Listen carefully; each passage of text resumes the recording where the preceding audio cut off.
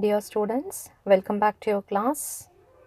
So in the previous class we covered last pairs and past case.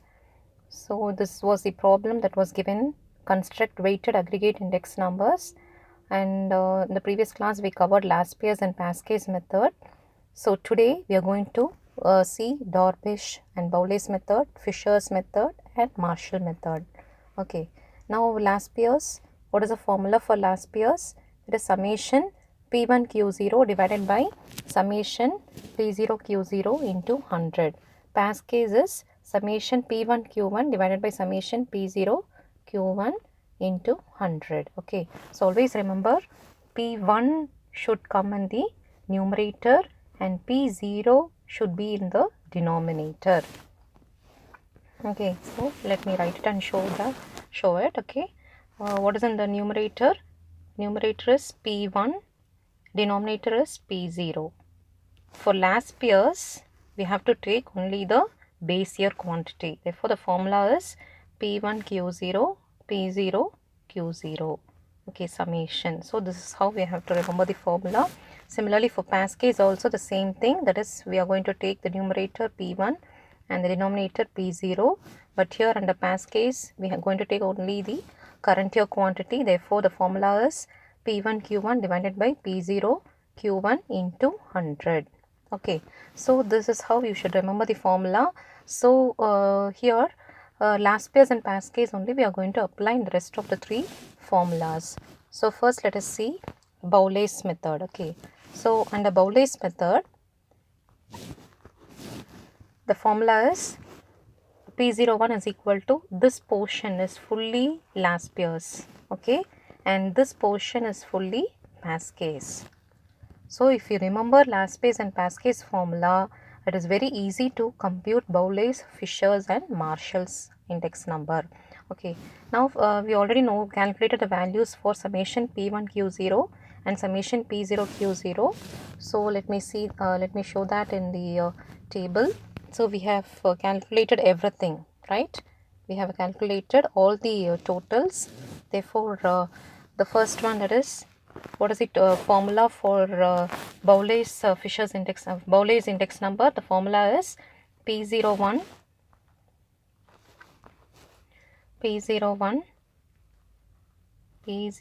of Bowley's is equal to summation P1 Q0 divided by summation P0 Q0 plus summation P1 Q1 divided by summation P0 Q1 divided by 2 into 100. So this is the formula. Okay, so this portion is last pairs and this portion is past case. So last pairs and past case formula is the thing that you should remember so that it is easier for the other formulas. Okay, so divided by 2 into 100 is the extra thing. So now let us move on to the calculation of some Bowley's method. Okay, so Bowley's method P1 Q0, what is total for P1 Q0? The total is 440. Therefore here for P1 Q0 you should write it as 440 divided by P0 Q0 is 265. So 265 plus summation P1 Q1. So that is 760. So 760 divided by P0 Q1 is 480. So divided by 480 divided by 2 into 100. Okay, this is how you should calculate. So let me show it in the different slide so that it will be easier for you to understand. So this is what is Bowley's method is.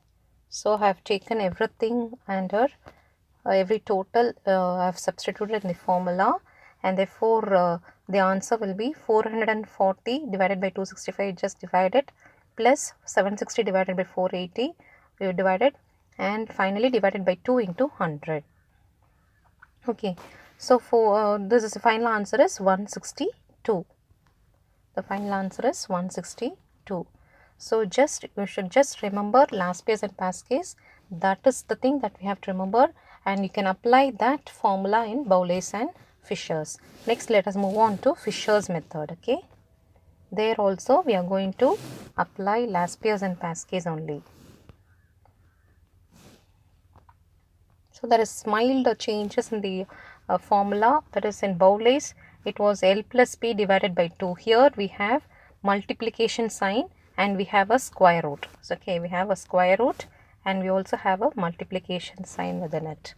So this portion is fully, that is summation P1 Q0 divided by summation P0 Q0 is Laspier's, and this one we are going to take it as Pasquet's. So L into P, this is the short formula. So L into P, root of L into P into 100. So finally we have to substitute the values, all the values. Summation P1 Q0 is 440 divided by 265 into 760 divided by 480. So the final answer is 162.1. You can just calculate it with your calculator, and you can write down the steps here, because here I've just given the final answer alone. If you divide it and find out the answer, we'll have a separate calculation part. Okay.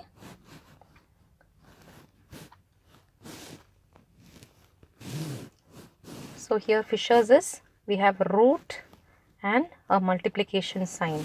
Okay, and the Bowley's, it is plus sign, we have a plus sign and it's divided by 2. So rest of the thing Laspier's only, here also Laspier's and Pasquet's, and Fisher's also we are taking into Laspier's and Pasquet's. Okay. The last final method is Marshall's method. So here Marshall's method, you can see that the formula is we have a separate thing, that is this one is Laspier's, this one is fully Laspier's, and here also we have Pasquet's.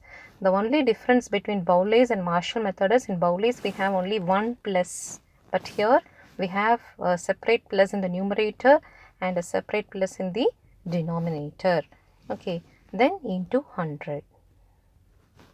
So here also full Laspier's, Pasquet's. Okay, so now after taking the formula, now we are going to substitute the values for all these variables. Therefore, summation P1 Q0. What is summation P1 Q0? You can just go on to the calculation part, that is the table part, so that you can know the answers. So this is the table slide. So here the value summation, we need first summation P1 Q0, that is 440 divided by 265. Okay, let me write there and show you, then it will be clearer for you.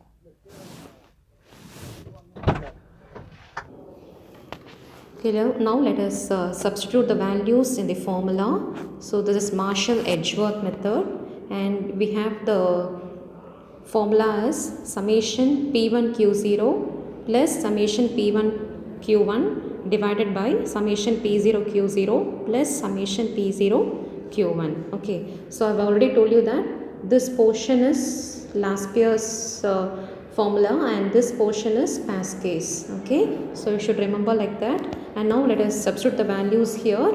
So what is the total that we have for summation? See here, that is the total is summation P1 Q0 440 divided by 265. Okay, we are going to take this two total here now, 440 divided by 265. So let us now substitute here.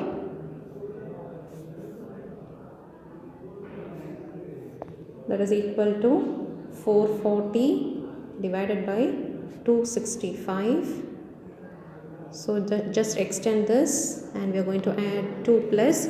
Now let us see the values for summation P1 Q1 and summation P0 Q1. Okay, so what is the total here?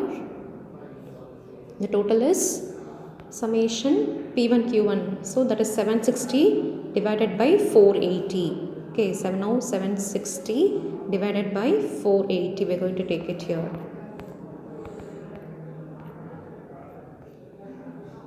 760 divided by 480. So 760 divided by 480 into 100. Okay, now what is the total? 440 plus 440, just add it with your calculator. 440 plus 760, that is equal to 1200. Okay, 1200 divided by, again in the denominator we have 265 plus 480, so the answer is 745. Okay, into 100. Okay, next we have going to divide 1200 divided by 745, that is equal to 1.61. That is equal to 1.61. Always remember, after point we are going to take only 2 digits, therefore 1.61 into 100, that is equal to 161. So this is the answer. P01 is equal to 161. This is the final answer for this Marshall's method. Okay, P01 is equal to 161. So this is how we should calculate for all the formulas. I hope you all understood this. Now let us, I am going to give you a homework problem. This is a homework problem. Is it visible for you? Is it clear? That is, I have taken commodity and 2 years have been taken, 2016 and 2017. So here we have price and quantity. Okay, similarly we also have price and quantity under 2017. Okay, so which is a base year here? 2016 is the base year and 2017 is the current year. So this is the base year and this is the current year. Okay, now you can do this. That is, base year prices, you should take it as P0 and quantity is Q0.